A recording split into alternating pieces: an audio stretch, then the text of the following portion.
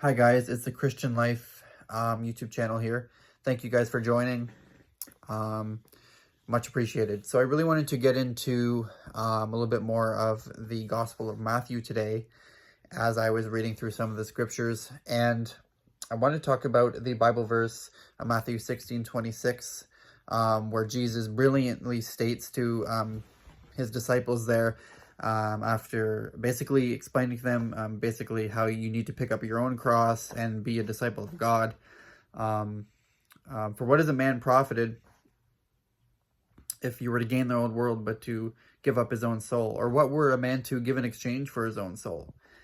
And so that verse, to me, was a very in-depth and it's a very in-depth and obviously very meaningful verse. So let's unpack that a little bit, right? So what do we gain if we essentially have everything in the world, but but lose our own soul? Like, what if we have if we have all the money in the world, if we have all the family in the world, but we lose our own soul? We never connect with God. Well, what do we gain? Well, we gain temporary happiness. We gain temporary happiness. We gain self-righteousness. We gain. We might have some type of love. We might gain, wealth. We might gain security. We might gain pleasure. We might gain entertainment. We might gain comfort. We might gain some sort of life. You could maybe even argue that you might have spurts of meaning. But ultimately, those things will fail you, because if you were to gain the whole world, for what has a man profited if you were to gain the whole world but sell his own soul? Or what would a man give in exchange for his own soul? Well, we need to go back to a true disciple.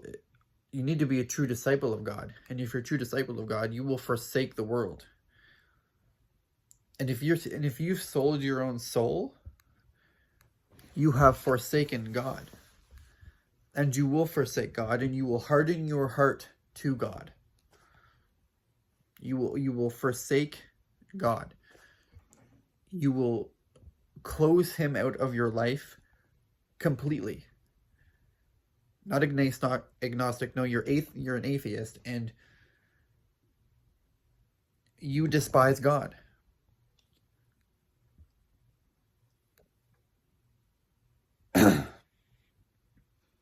There's also lukewarm Christians that claim to be Christian, that say they're Christian, say they know Christ, but nothing of such. And these people Jesus spits these people out. Jesus says, I will spit you out of my mouth. It wants nothing to do with people who are lukewarm. It's better for you to be an unbeliever.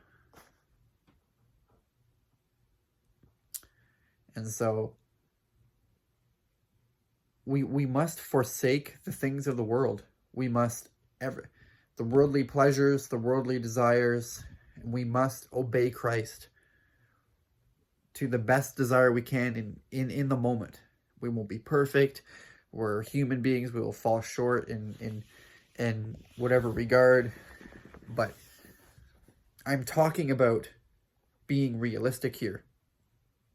We will never get any type of gain. We will never earn, listen to what I'm saying, there will never be any type of gain from worshiping any other type of idol, money, sex, drugs and alcohol, business, entertainment, comfort, you know, um, philosophy, whatever, whatever it might be. Those things will never come close, and they will ultimately fail to you when it comes compared to the true God and worshiping the true God.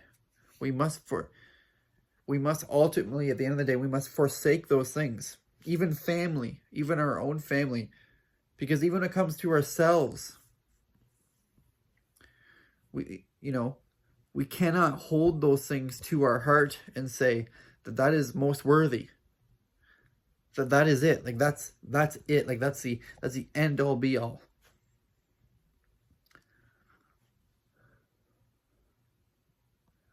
But taken to the extreme measure of if somebody gains everything, if somebody gains all the money in the world, all the fame in the world, all the love in the world,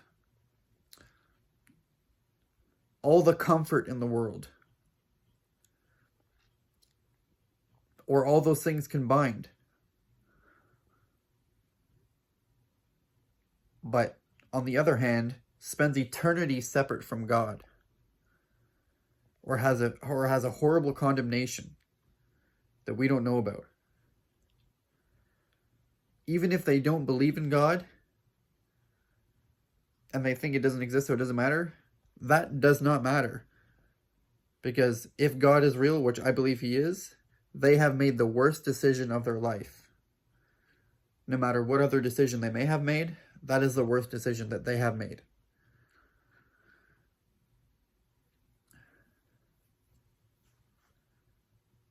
Do not forsake the Lord, because the Lord will not forsake you. The Lord says that he will never forsake you nor leave you. He was always there with you.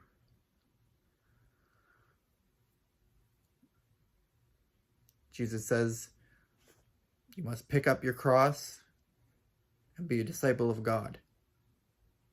And at times, be honest. And if Jesus, Christ might need to pick up your cross for you and help you, because there will be times where the world's brokenness will weigh down on your cross, on the cross, and you will need Christ to come in and to help you out more than before, if that makes any type of sense. But yeah, guys, that's the video for today, and just think about that, and think about what he was speaking to his disciples about, and what they would have been thinking at that time after he said that, right? Like, they probably would have been pretty surprised, right? And I would have hoped that their disciples would have learned in that moment to go spread that word to other people. Because the disciples obviously also knew other people that were coming to Christ and that Jesus was healing that probably weren't actually of the genuine faith or genuinely willing to follow Christ in any type of way, but they were just saying that they believed to get healed. And I'm sure they came across many people like that.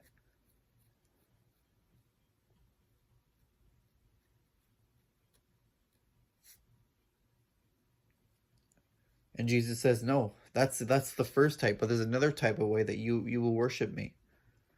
And they were coming across plenty of people as well that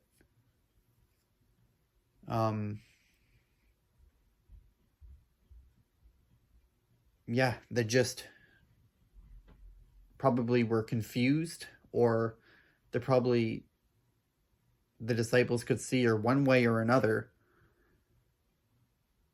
were not willing to actually follow Jesus, or were not genuine, or they were hypocrites like the Pharisees, or in some type of regard like that.